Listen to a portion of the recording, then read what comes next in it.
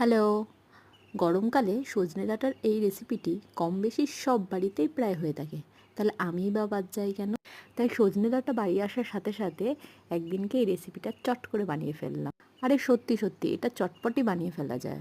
তার জন্য প্রথমেই কিছু সজনে ডাঁটা কেটে বেছে পরিষ্কার করে নিতে হবে। সঙ্গে নিতে হবে একটা আলু লম্বা লম্বা টুকরো করে কেটে, আর একটা টমেটো, আর সাথে তৈরি করে নেব একটা পেস্ট, যার মধ্যে থাকবে কালো সর্ষে, সাদা সর্ষে আর পোস্ত। প্রথমে এই তিনটি উপকরণ আমি আগে শুকনো করে মিক্সিতে গুঁড়ো করে নেব। ভালো করে গুঁড়ো হয়ে গেলে ওর মধ্যে আমি কিছুটা নুন আর লঙ্কা দিয়ে আর পরিমাণ মতন জল দিয়ে একটা ভালো মিহি পেস্ট বানিয়ে নেব। এই তো ব্যাস এইটুকুই, আর কিছুই লাগবে না। এরপর কড়াইতে সর্ষের তেল গরম করে ওর মধ্যে কালো জিরে, শুকনো লঙ্কা আর কাঁচা লঙ্কা ফোড়ন দিয়ে নেব।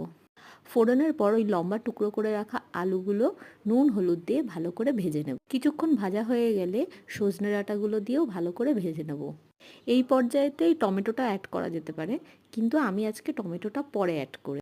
সবজিগুলো কিছুক্ষণ ভালোভাবে ভাজা হয়ে গেলে আগের থেকে তৈরি করে রাখা পেস্টটা আমি এর মধ্যে অ্যাড করে দেবো।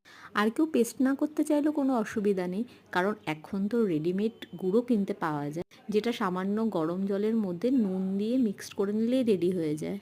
সবজিগুলোর মধ্যে নুন হলুদ পরিমাণ মতো দিয়ে আর মশলাটা ভালো করে কিছুক্ষণ নাড়িয়ে চাড়িয়ে কষিয়ে নেব।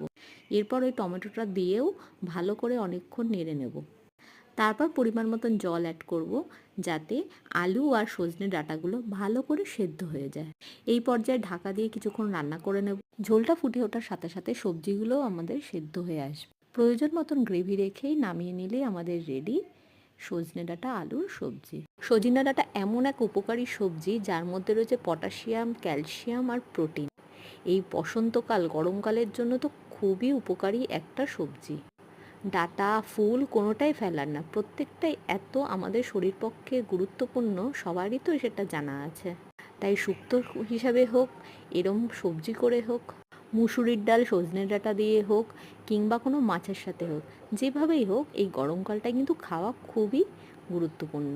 আর এটা তো সারা বছর পাওয়া যায় না গো, ওর জন্য তো এই গরমকালে খাওয়া যেতেই পারে। অনেকের মুখেই শুনেছি অনেকে কেউ ভালোবাসে না, কিন্তু আমার তো এটা খুবই প্রিয়। রাস্তা দিয়ে যেতে গিয়ে দেখা যায় কত গাছে কত সজনে ডাঁটা ঝোলে। আমরা তো বাজারে অনেক সময় কিনতেও পাই না, কত দামও বেড়ে যায়। আবার ভাবি ওরা কি খায় না? ভাবি বাড়িতে একটা গাছ থাকলে তো মন্দ হতো না, তাই না বলো?